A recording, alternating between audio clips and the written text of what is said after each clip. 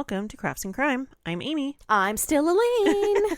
And we still have a craft and a crime, Yay! as always. So oh gosh, all these wires. I cleaned up in here. It's and always like I think all the wires were like, because I rolled everything up to get it out of the way. Mm-hmm. And I think it kind of like, now they're all kinked some of free. them. Yeah, they're all like wonky.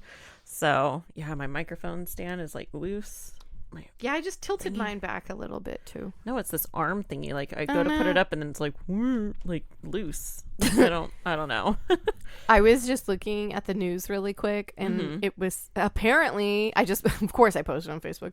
Apparently, the atmospheric river storm that's coming through is named Pineapple Express. I like that movie. Of course I do. Oh, talking about news, the funniest thing. So Lillian has Avery's old phone, like not like my 4-year-old has a phone, but it's just like to put her, what does she call it? Buka Buka. It's the Toka Boca. Oh my gosh. Games on it and stuff. And somehow it must have been an ad. She got like a news app, and so it'll make a noise. It's a specific noise for that app. And she had the phone on her or on the ottoman, and she was sitting back on her tablet, and she heard it go off, and she jumped up. She went and like got it, and she's like, I gotta check it. And she's all, and I'm like, what? What are you checking? She's like, I gotta check the news. Oh, and I'm my like, God. why? And she's like, because it tells me to. I gotta see if there's a car crash, or if it goes off into the river, or if the cops get the bad guy. And so I'm like, what is she like? What? And I realized when she opens the app, it's just the picture, the headline picture, which is pretty basic. Either it's like, so she gets the gist of what's happening. Yeah, police lights or like a car crash or something. And I'm like, why do you have this? But she was very adamant about why she needs to check the news. Yeah. She needs to keep up. She's got to keep up. As my mom, oh my gosh, she was just, because I told my mom that story, and she was like, do you remember what I used to say at the end of the day? My mom would like get a glass of wine and sit down, and we knew it was like her quiet time, and she was like, well, I'm going to go see what's going on around the world today. And that's what so she asked me, do you remember? And I'm like, of course I did. You said it like almost every night, like when it was the news night and you were going to sit and like watch the news and see what's going on. But maybe Lily gets it from her. That's funny. My dad, he calls it the phone news. It's not the same as the TV news. It's the phone news. He's so precious. He's like, oh, so I was reading on the phone news. Like, oh my gosh. Like it's a whole thing. Like it's like it never. He'll hold up his phone. So I was reading on the phone news. Oh, that's kind of cute. Yeah, he's 73, so he's like, oh. I could just see him like looking over his glasses. I'm like, the phone news. The phone news. It's really funny. Gosh. And I have a love of news too. My family actually used to go out to like breakfast, kind of not often, but enough. And I would always make sure that I had quarters so I could get the paper. The newspaper. Yes. and I wasn't just like, it wasn't the comics or anything. I was like, yeah, I was excited. I used to subscribe to the newspaper for the coupons. Yeah. So I would get the newspaper when we lived up the hill. But I didn't really read the news. I've been in the news a few times. I have not. Well, yeah. I'm like, probably with something like with my band, I think in school, like school band. Oh, okay. Because, well, technically it should have been my choir, but I got kicked out. So I think we got in the Salem Journal because my school won a big competition, little things like that. So technically I should have been in there. No, I've been in the news. Okay, so I was like 9 and saved my little brother's life. I did the Heimlich maneuver on him.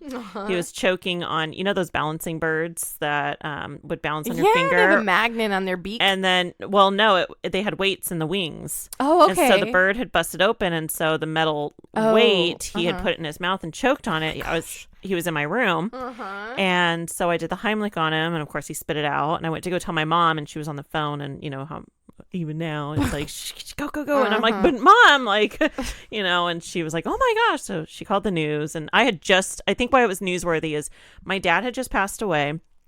And then I was in Girl Scouts, and I had just learned the week prior how to do the Heimlich. It was so fresh. Yeah, and then I saved my brother's life, so it could have been horrible, for our family. But That's so my mom called the newspaper. They came out to my elementary school and interviewed me there. I had my Girl Scout outfit on. I remember seeing the picture. Yeah, I think I showed you little baby Colin, his little face. His little stupid face. Oh my God, have you seen that video of that little boy and him and his little baby brother like dancing? He has like long hair. He has a hula hoop. Okay. And then all of a sudden he like leans forward and he like yanks something out of his I have seen that. mouth. Oh my God. I never had, because I'm the baby. So I never choked. I remember my mom telling me that I was so mad because growing up I could have any, like obviously not any candy all the time or anything like that, but like no jawbreakers, no ever loving.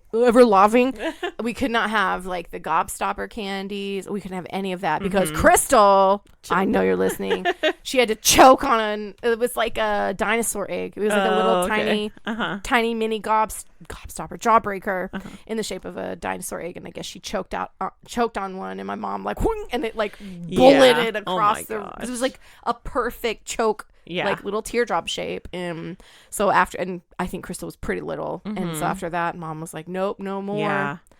Lincoln choked on a Lego and Troy did the Heimlich on him. Oh my God, a Lego? Ew, all sharp. Owie. Yeah. I didn't call the news for it though. But but I think what made mine newsworthy was I had just learned it in Girl Scouts the week before. And so it was like fresh in my mind. I was like, I know what to do. It's important. And Colin was little. He's so I was 9. He was 2. No, he's 6 years younger than me. So yeah, 3. I'm thinking about the timing. No, the timing of like age. He wasn't 3 yet. I had just turned 9. And a little baby that little is not even gonna like turn to you and be like, I'm choking. Yeah. So talk about observing. And then the second time I was in the news was recently, as of like I think it was in 2021. 2020? Was it for the fridge? Yeah. I was interviewed for my stupid fridge. It's insane the amount of stuff I've still seen from that. Like, I guess LG is falling apart too. Yeah. I had a TV from LG last for like a billion years. I think my fridge is an LG, but it's not ours. It's they just landlord's. need to stop making appliances. It's like weird. But like, Samsung refrigerators are horrible. I like their phones though. Yeah. So I wonder like how they didn't. Yeah. Well, it was the ice maker and then the cooling system. So our fridge finally like gave out. It was a whole big battle, and So anyways, I was on the news for that because I had a I almost said USPS, a CPSC, the Consumer Product Safety Commission. Yeah. I had someone come out because we had a documented when Jack got salmonella. From food in our fridge. And so we had a documented illness, and then I had a piece of plastic break off into my ice maker whenever it decided to work. There was that huge chunk of plastic that I still have it. I don't think I ever got rid of it. It's like, did I ever show you? I don't remember. Hold please, I will find it. It's like it was here it is. So it broke off of I saved it because I didn't know if I was going to need it. Is it one of the fingers that pushes the ice out? I don't know what this is, but it looks like a bullet. And you can see it's all chewed up from the gears or whatever. Yep. But I had that in my cup at the bottom, and I didn't realize until I opened up my cup and all the ice was melted. Girl, why is there a suppository in here? Yeah, it looks like that. And I'm like, what the heck? And I'm like, oh, this came off from inside my ice maker. Gross. Yeah, so anyways, that was the second time I was on the news. But yeah, I'm glad I put makeup on that day because I thought it was just going to be like, I didn't know I was going to be on the news, but he used our Zoom thing like on the news. And I was like, oh my gosh, thank God. That's when the pig got out. When the kids were outside and then the pig came in and then he tore up my pantry. Oh my gosh, that's the whole story. When we had a pig, we don't have him anymore. I think we might have talked about that part on maybe one of our Mommies After Hours. Oh yeah, probably. But subscribe to our Patreon so you can hear the story. Yeah, it's really funny. We're really funny. I think so. I think so too. Okay, you want to do your craft? Yeah, I guess. Okay, well, you kind of have to. So. Yeah. Ooh, I just asked you about your feather, your down blanket, and I was like, "What is that?" There's a feather. On the phone. So. Okay. I picked screen printing. Oh. Yeah, I have done screen printing before. I made patches. I made band patches once. And So it's really funny. I think we just end up, it's interesting because humans have just been crafty forever and ever and ever. So screen printing is traced back to China. Oh, really? Okay. During the Song Dynasty, which was in the late 900s. The late 900s AD. Sounds weird. And so the process then was silk would be stretched between on a wood frame, but a stencil would be sandwiched. So the silk would be in the middle, and then the paper stencils are on the top and the bottom. Okay. So it would protect the surface that they did not want painted. Excuse me. And they would take just their brushes and the ink and just fill it in as best as they could. And it was that was it. Yeah. It's basically still it, but that's how that was done. And it was very, very simple, but there's no documentation of who the first person was. We just know that, printed fabric has been around forever. Yeah. And between like the sewing, it was hand painted. A lot of things. I know a big thing on geisha kimono was those were like embroidered and hand painted. Exactly what I was thinking of. And so but a lot of it was just a stenciled pattern or free-handed painted on. So this is how those stencils were finished, and it never changed up until the late 1800s.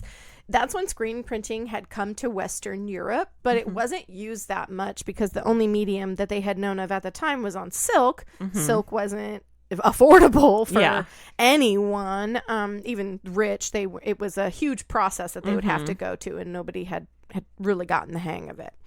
So it continued in the same method that it always had until it changed in the very beginning of the 1910. A group of scientists who were also printers, their names are Roy Beck, Charles Peter. I always find that funny, like a last name that's a first name. Charles Peter and Edward Owens. They all helped concoct a mixture that was called actinic light. Okay. And what this would be used for was what we call in the it's a blocking stencil. Okay. That's what it's called. So at the time, what it was is we call them photo emulsions. And again, it's a crazy part of photography that this kind of helped, but the chemistry of photography is insane. But it's the same type of, it's a liquidy, gross emulsion. And they selectively have their stencil and they paint it through the negative. So the negative spaces where you want your ink to flood. Yeah. So they would paint it through this actinic light.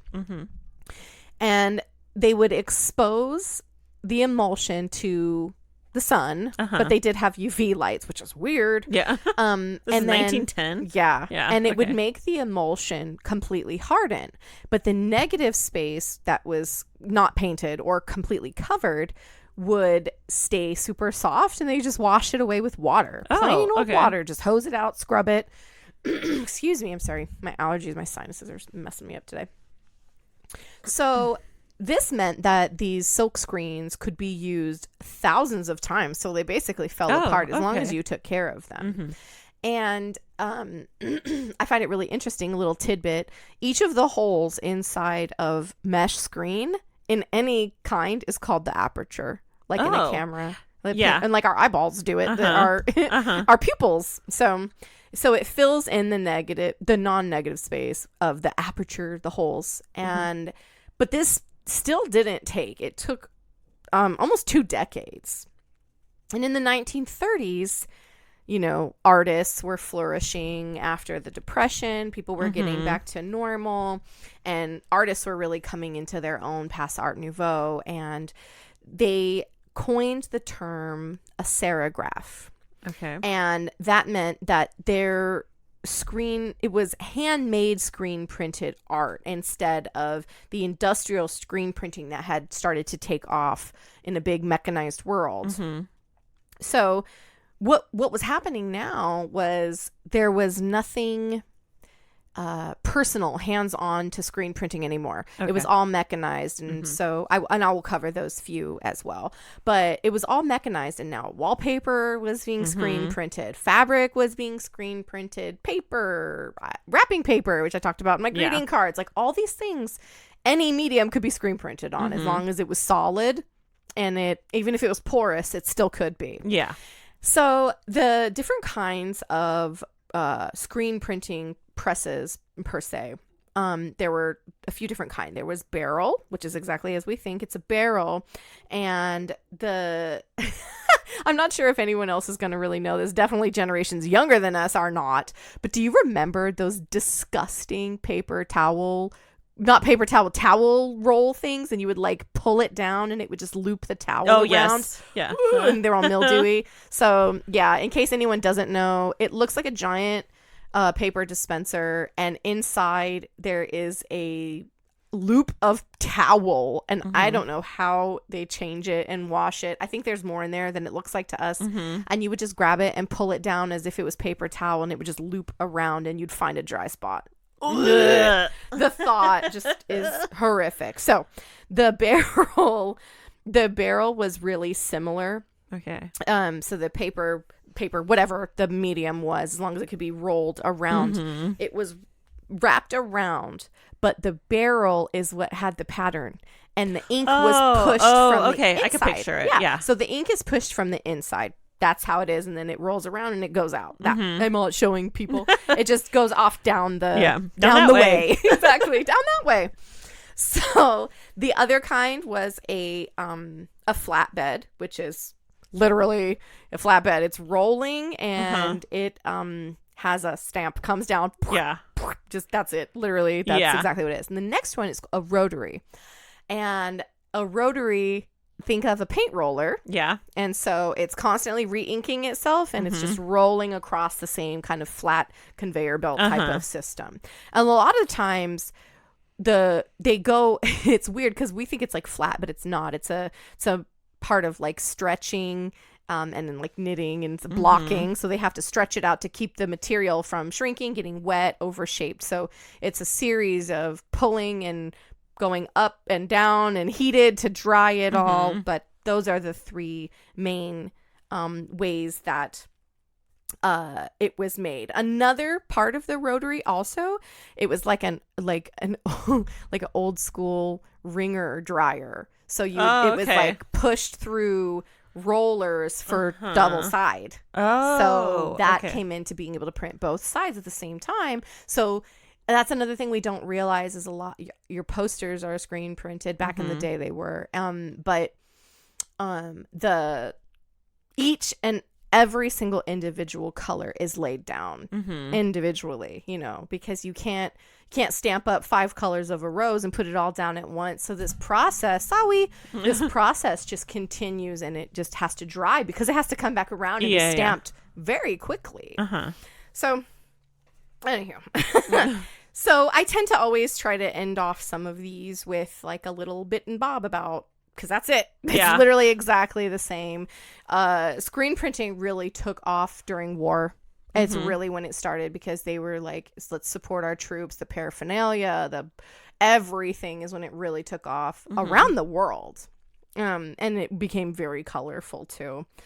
So most people know that Andy Warhol is a screen printer, but he's a piece of shit, so I'm not going to talk about him.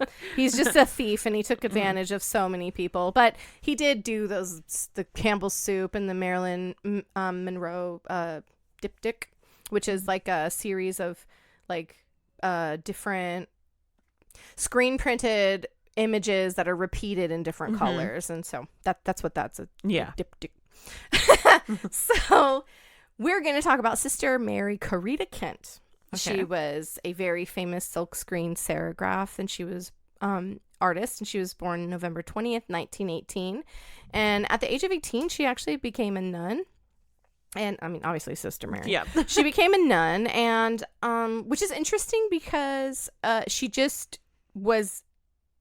It was just something that she felt like she was drawn to, but it ended up being for not the reasons that she thought it was, mostly for like the peace and So she ended up going to college, and she went to school at the oh my god, it's down here farther, sorry. she went to college. She ended up getting a master's degree in art history from the Immaculate Heart College, which was a college that was ran by the church, but it wasn't just just nuns and people that went to the convent. It was everybody, but she just happened to go there, and she ended up becoming the head of the art department, which I think is really that's fun. Cool. Yeah, and she continued to develop her craft of just art and painting in general, but she picked up silk screening after just sending away for a DIY kit. And I think that's really fun. It's kind of how most obsessions start. Exactly. Seriously. Her artwork really did start to transform in the 60s to social justice. She was pretty progressive. She wanted art for everybody, as most people think it should be important. It is important. She really rallied for love and peace, of course, she's a nun, and education. And she really did not, obviously, she didn't like the war effort, but she also didn't like what women were being put through, because the pill was coming through. Women were beginning to experience their freedom and really being repressed. And she came forward with this art that was not my favorite, but still really beautiful for the time. She was really, really well received, and Andy Warhol actually really liked her art and loved her art. She became pretty popular. What ended up happening, though, was the cardinal of her church, James McIntyre. He wasn't fond of her in the first place. He didn't really like her. And it was so mean. He ended up telling all the nuns, he bullied them so much, telling them that they were that what they were doing was blasphemous, that they were communists, because they were still women. And it was not appropriate that women should be out and learning so much. And he essentially bullied so many sisters out of the convent that they went back to secular life. What? That's crazy. They left completely, and he shut down. They had several of these schools, and he shut down most of them and kind of forced the nuns to leave. But the Immaculate Heart College did stay open. Oh, okay. But she was done. She realized that, the feelings she had when she was a teenager were those of her youth, and she was like, this isn't right. And after that, with the cardinal, she basically realized that, the oppression she's literally talking about and wanting to fight is happening to her in what's supposed to be the most beautiful, safe. Exactly. Yeah. And so she went back to her secular life as well. And she ended up being really, really successful, though, which was awesome. She made several hundred serograph prints that ended up becoming really, really important. And she had a super successful campaign with the post office. She was the one that made the love stamp in 1971. Oh, okay. And she had the largest copywritten artwork in the entire world. It's called the Rainbow Swash. And it is a rainbow. It's a very simple rainbow, and it's cute, and it's on a 150-foot tall gas tank in Boston, Massachusetts. Whoa. And so she still has that. Yeah, she still has that largest copywritten artwork in the world. Unfortunately, in 1974, it's always the best people. It's so sad. Not like anyone deserves that, but it's just so sad. She got diagnosed with cancer. She got ovarian cancer, and it's really sad because she really ended up being so sick and bedridden that her art was really limited, and that was hard for her. And she ended up having or a couple more successful art serigraphs from bed, but she really ended up going just to gentle watercolors. But occasionally she made some posters that ended up coming out in the very beginning of the 80s, I think, is when she had, oh my God, what is it? she did something. She did something. We'll figure it out later. But she did as much as she could, and she only basically, I can't remember. She came out for benefits and things just really quickly. She would make posters and things for stuff that she thought was important, but it really trickled off because she was just too sick. And really sadly, she only lived to be 67. She passed away September 18th, 1986. And it's really sad because, like I said, her art is really beautiful and colorful, and I love it. It's just very simple. It's really sweet. It reminds me of just the freedom of just like, I made a rainbow, but it was just, I think it really was the heartfelt who it was coming from, the message that they had. But so in conclusion, screen printing is really funny, and it's fun, and it's actually really cheap to do because you can just buy like little DIY kits, and the frames aren't silk or the screens are not silk anymore for like the hobby. They're polyester, but they still are crazy fine mesh. And I made like small patches and back patches, and then but because you're not like in a professional setting, people still have to do this.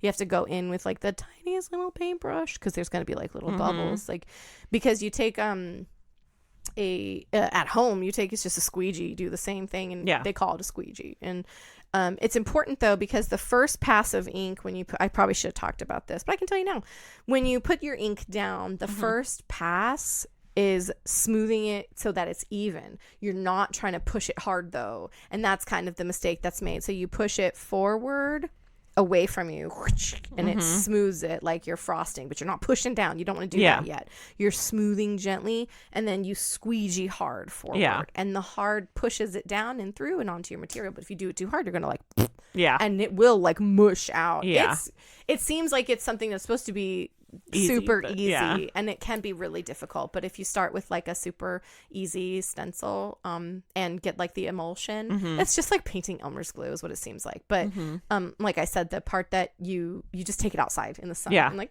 and then that's cool. That was lame. I was so sorry. I leaned back. I was so nervous because sometimes, like we've mentioned it so many times, I have ideas now, but at this moment when we were doing these, which was like last week and a half ago, I was like, I don't like this. I know what it's you hard. mean. Sometimes they're just that was like me last week. Well, I don't know. I kind of thought about that a lot. Oh my god, it dented my whole leg in from crossing my legs. Tony, who used to live in the house you live in now, did screen printing. Oh, that's cool. For like his car job? I guess so, yeah, because he got all excited when he knew or found out that I sewed, and he was like, "Can you do tags for me?" I never did, but like for the shirts, like custom tags. Fun.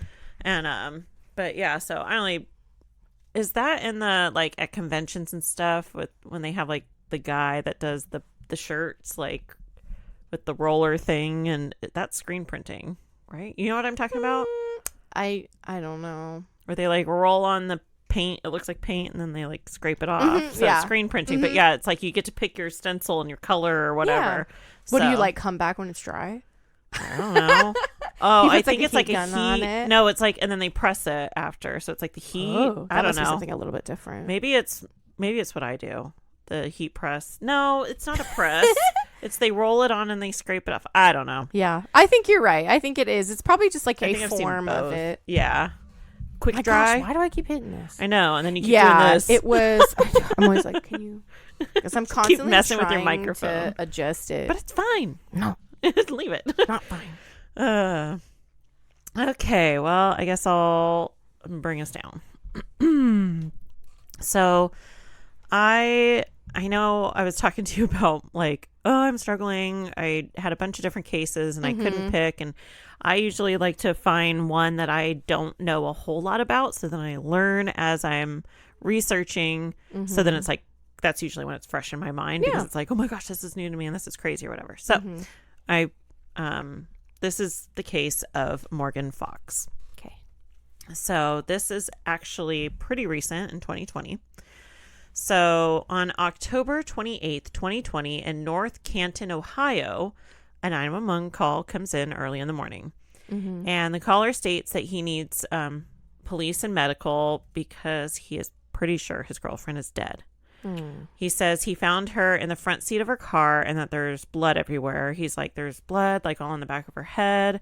I don't know if she was beaten or what. He just doesn't know what happened. And he says that her name is Morgan Fox and she was 29 years old. So young. So police arrive on the scene, and this particular day it was really rainy and wet, which, as you know, is not the best for preserving any kind of evidence. It just washes everything away. And they see that the car is in the driveway, and Morgan was partially inside and outside of the car. And she also had her purse like slung up on her shoulder. So she was getting ready to get out of the car. Or in. Oh, yeah. So in or out. This is early in the morning. In the cup holder in the center, there was money. So it's not like it was a robbery. And then her like stuff wasn't messed with. And then they see that on the passenger door there's a bullet hole. Stop touching the microphone. No. So they notice the bullet hole, and so they know, okay, this must have been a shooting. So the coroner determined that there were 2 gunshot wounds in her head, one behind her left ear and then the other one towards like the top of her head. And detectives could tell with, where she was shot and the location of her body that somebody must have just walked up on her and shot her execution style. Jeez. So some of her belongings were on the floor, one of which was her phone. And so this could be, they're like, oh, great, we have a phone. It could help, in the investigation. But they're like, is it going to work? Because it's been sitting out in the rain. Yeah. So near the house, there was an area that had like a big white vinyl fence, like, the big flat ones.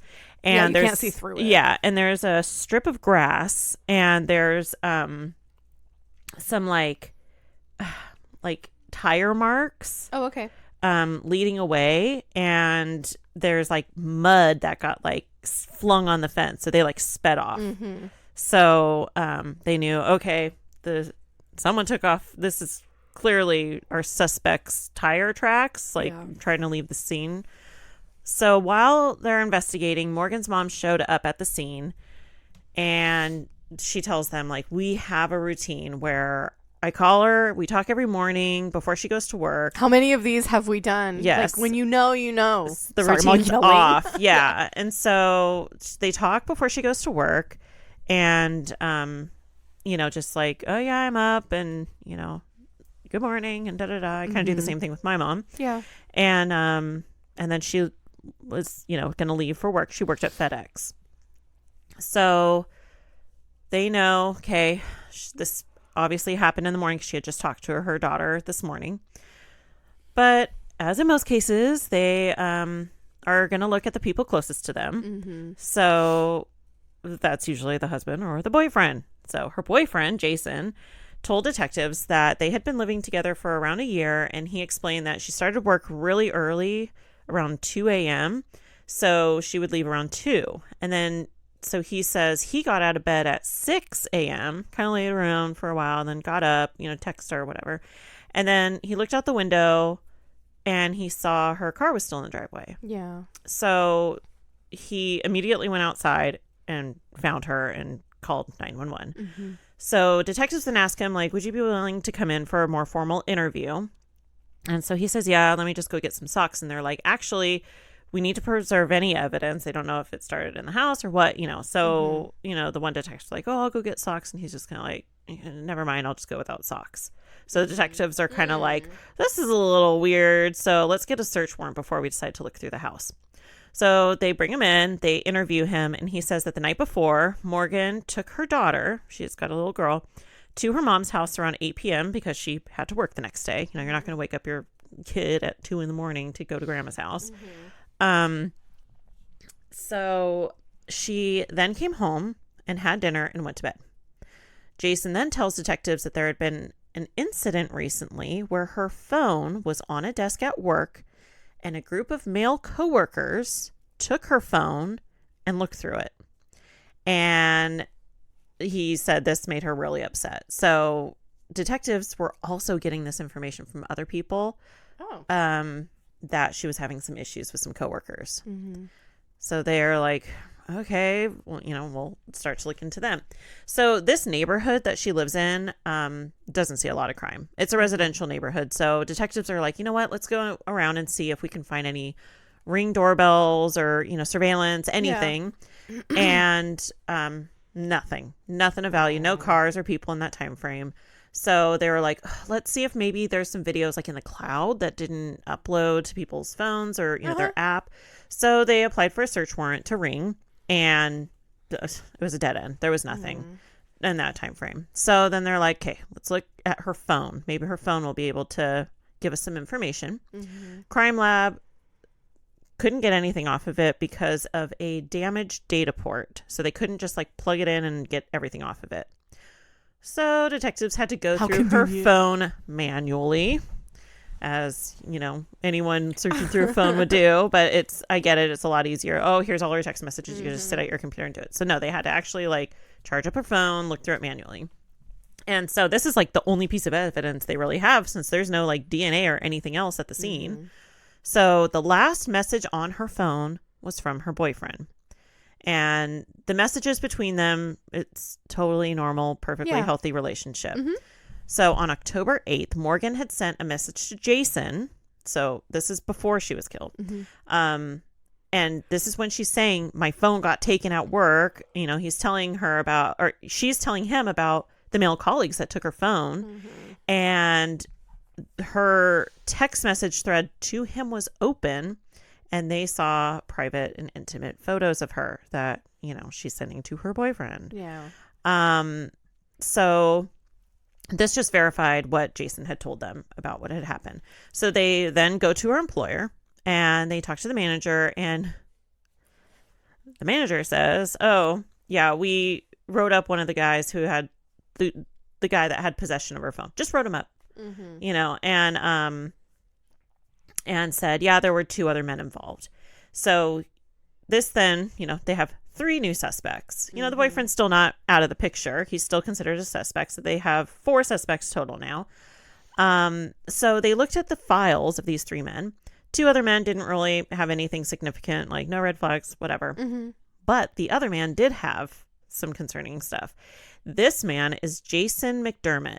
And he had been in trouble previously for harassing a female coworker. Uh-oh. He would not leave her alone. And he had been told to, like, leave her alone. Mm-hmm. So now they're like, hey, he's looking like he had her phone. He was, maybe he was harassing her. So then they need to find out, like, when did he arrive for work and when did he leave for work? So they're like, let's see all your surveillance footage and stuff. So they show the detectives the surveillance. He's seen coming to work through like the back door and clocks in at 2:58 a.m. He does his job, then leaves around 9:58 a.m. Manager says he was totally acting normal, did his job as usual. So now they're like, let's look at any communication that she may have had with any of her male coworkers on her phone. Mm-hmm. There wasn't any from one of the men. So there were some, and it looked like it wasn't from the other 2 guys. It was from this guy, and he was trying to hit on her, but she was like, I'm in a relationship. And he was like, and he kind of stopped texting her. Mm-hmm. So, oh no, sorry, it wasn't that guy. It was the other 2 guys. One of them was like, hey, what's up? And like, nothing. So it's just like, whatever. Not they backed off. Not the guy that, sorry, I mixed that up in my notes. Because then his text messages were something else. So he was not only texting her, but what was so weird is he was like buying her breakfast and bringing her drinks and food to work. And like, I don't know. I don't think from her it was like mutual. I'm sure if like somebody just showed up and like, hey, I got you Starbucks, I'd be like, thanks, but like, what did you put in it? Yeah, I know. Well, that's what I'd be afraid. But it would be kind of bad, like at work. I'd really have to know the I would not. I'm like, I wouldn't accept a drink from a male coworker. I don't think I'd be like, I don't trust you. There's pubes or something in it. But so it was just weird. And in these texts, he had said, if you need anything, I'm here. So he's clearly like wanting a relationship, mm-hmm. but she's like, he's just seeing him as just maybe a friend. So maybe they were Yeah. friendly.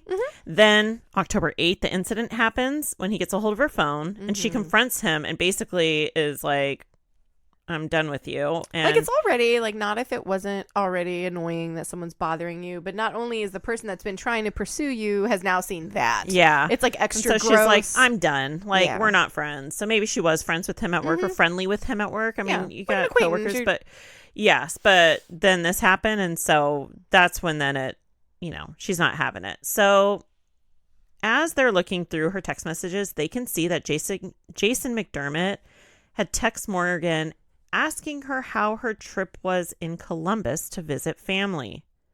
She hadn't shared that information. So that was number one, big red flag. Ew.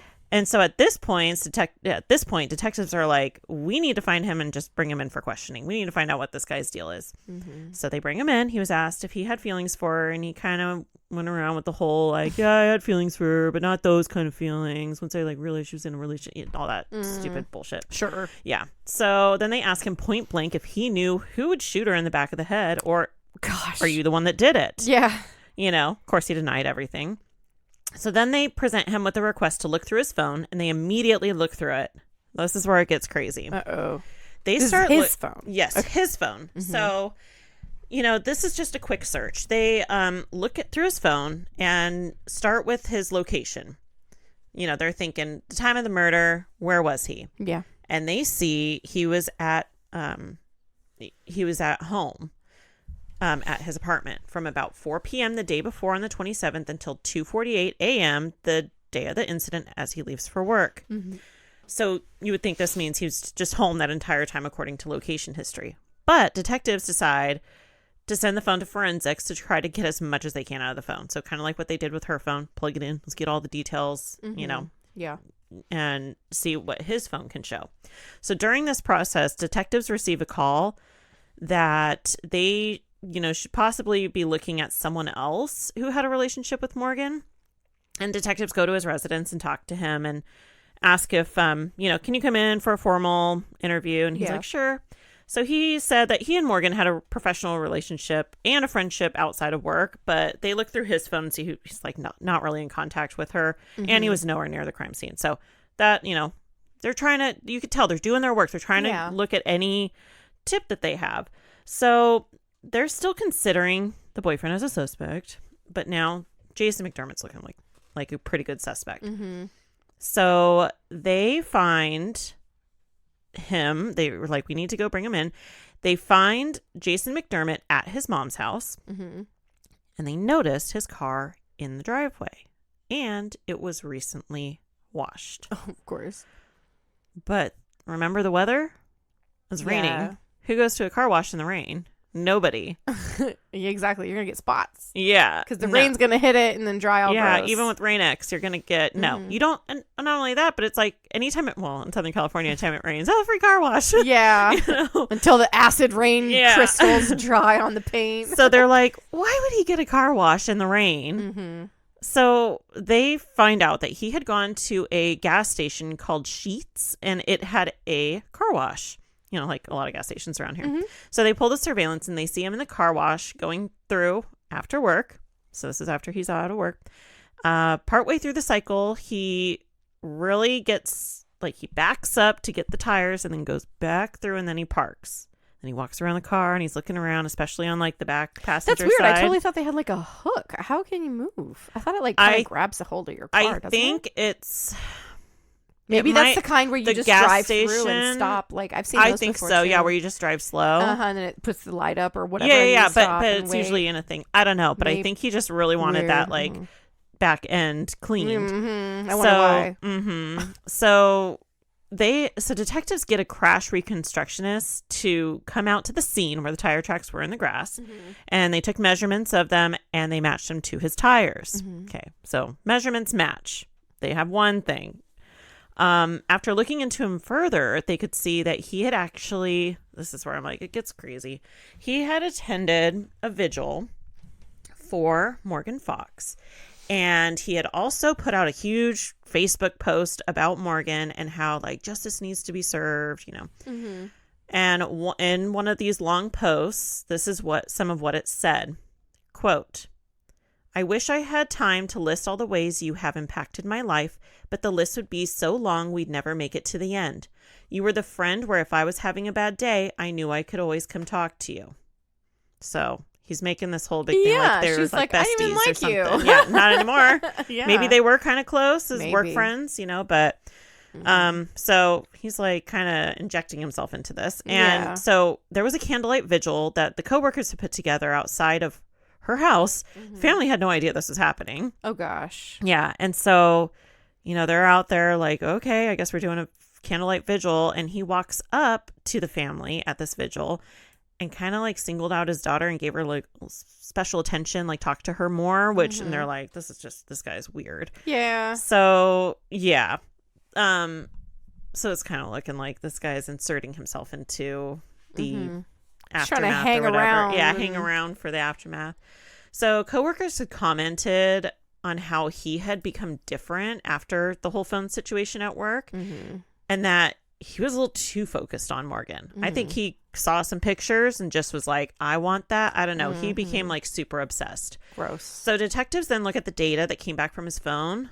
And this is what I'm saying. It's crazy. And so this is a lot of information that you wouldn't see just looking through it manually. Yeah. It could be stuff that's deleted, whatever. It's like an intensive Right. search. It's what the FBI can get, not the average person. Yeah. So nothing is ever really deleted. Just remember that. Exactly. So you might search something up and delete it. It's going to show. They're going to be able to see. It will take more work, but it's not gone. Yeah. So they pull all this up and they look at his search history. And it showed he was regularly visiting pornography sites, and a lot of the videos he would rewatch. And looking at messages with people, he had a lot that were talking about Morgan. So like not directly to her, but about her. Yeah. And then on his phone, they see that he had a Skype account, and on that account, he was pretending to be a lesbian woman. So yeah, Okay. I'm like, okay. And this happened in the beginning of 2020. And he used Morgan in these Skype conversations as if they were having a relationship. Ew. And he even sent pictures of her as if they were like together. So he had pictures of her. There were thousands of photos on his phone, and most of them were of Morgan. God. He was recording stuff off of Snapchat with an app that let him secretly record everything. Keep so all her he was pictures, keeping all her her Snapchat stuff. Yeah. So summer of 2020, he started secretly recording her at work and then at her house when things were okay between the two of them. Okay. This was before the phone thing. So they would like, I don't know if like he would give her a ride to work. I don't know. It sounded like they were kind of friendly. God, he probably ran off with her phone and took pictures of the naked pictures. Probably. Like, I don't know, but so it's clearly he's obsessed with her, and she could care less. She's already in a relationship.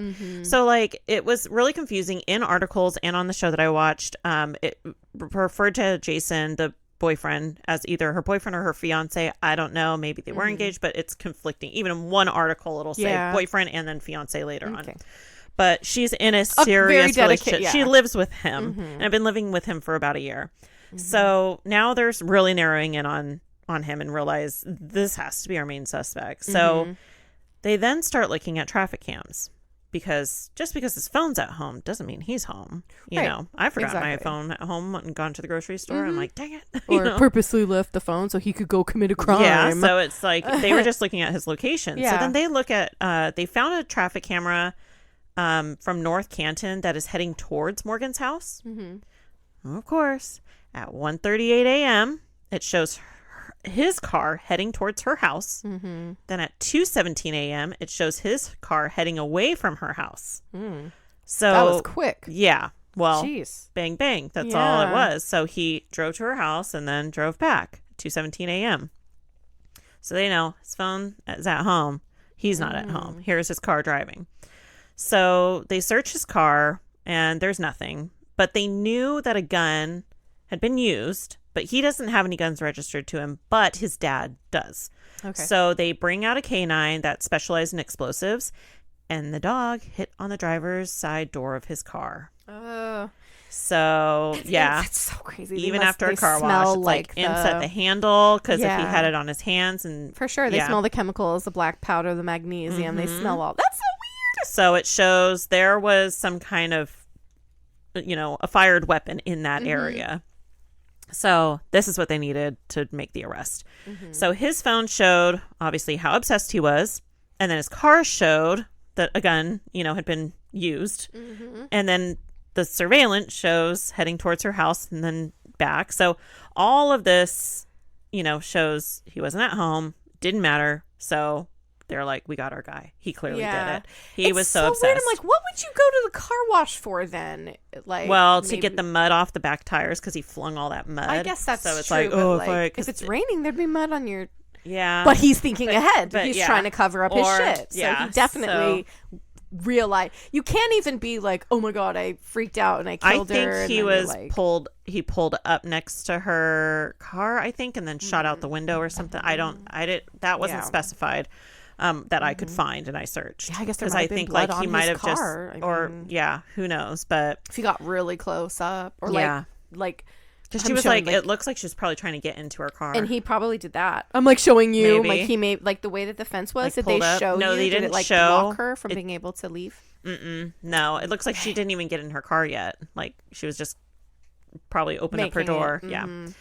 So he was obviously charged with her murder. Yeah. And Morgan's young daughter, Amelia, she read a victim's impact statement at sentencing.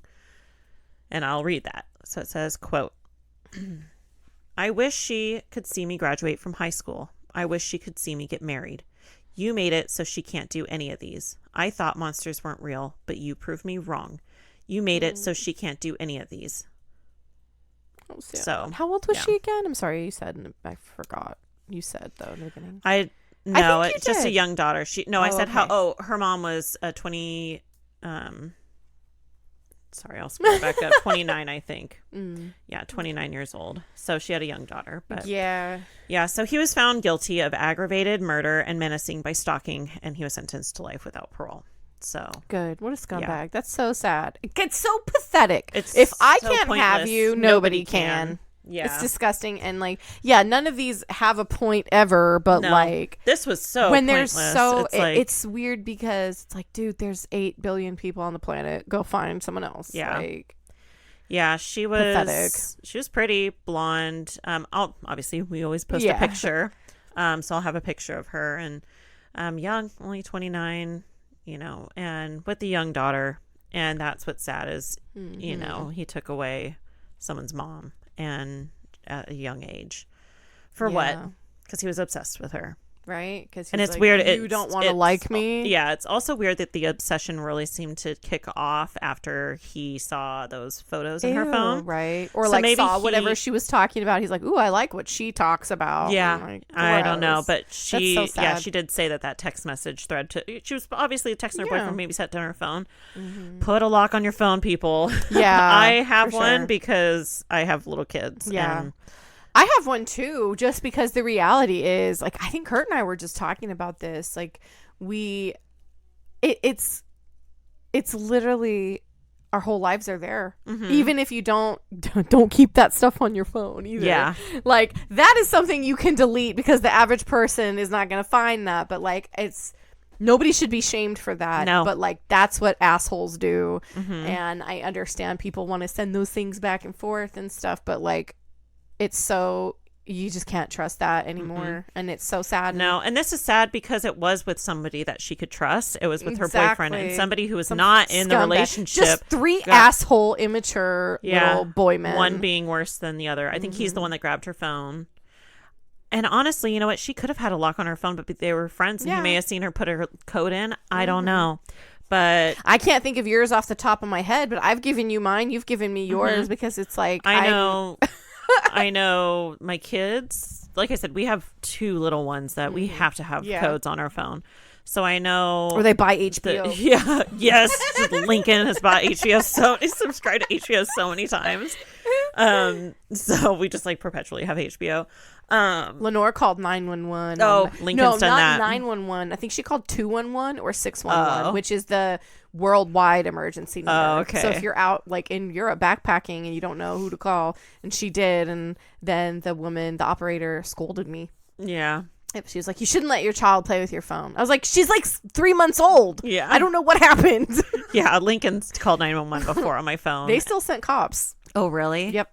Just in case. I kind of appreciate that, though. Just in case you tried to call and then you hung up because like, I'm just kidding. And then. Yeah. So, no, they Avery was like, Lincoln called 911. Oh, no. And the operator, and she was like, do you need us? And I'm like, no, I'm so sorry. My kid, like, she called 911. I'm sure it happens so often with how many kids play with phones. And then they learn, call 911 if you're in help or you need help. Yeah. But, yeah. So I know, my kids, and then I know Jack's, and I know my mom's. Yeah, I know Kurt's. But I can't think of my mom's off the top of my head. Yeah, it's weird. It's super weird. I actually was just listening to a different podcast, and they were talking about how, like, there's a whole new, like, therapeutic registered phobia of losing our phones. Mm-hmm. Or not having the use of our phone in general. Like, it's something that they're saying that our kids' ages are experiencing. Like, the worst thing you can do to them is take their phone away. Yeah. Like, that's it's what we do. It's because it's literally the yeah. only, and I get it, because when I was a teenager and I would get in trouble, the only thing I would be grounded from, not TV, not my phone, because back then you couldn't get on the internet on your phone. And then even when you could, it was like so garbage. It was the internet. Yeah. Yep. Well, I already couldn't use the internet unless my mom was home. Well, yeah, no, I had a computer in my room. Oh, no, Yep, I didn't. I couldn't use the internet if I got grounded, because it was the only thing that was like, you know, that was the shit at the time. Yeah. So it wasn't like I could hang out with my friends. It wasn't that. It was like, nope, you can't use the computer. Yeah.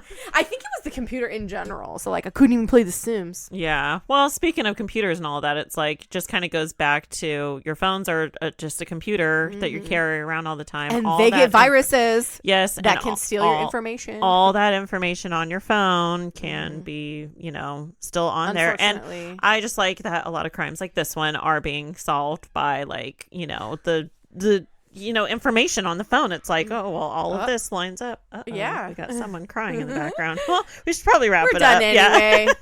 So with that, stay crafty. And not crimey. Bye. Bye.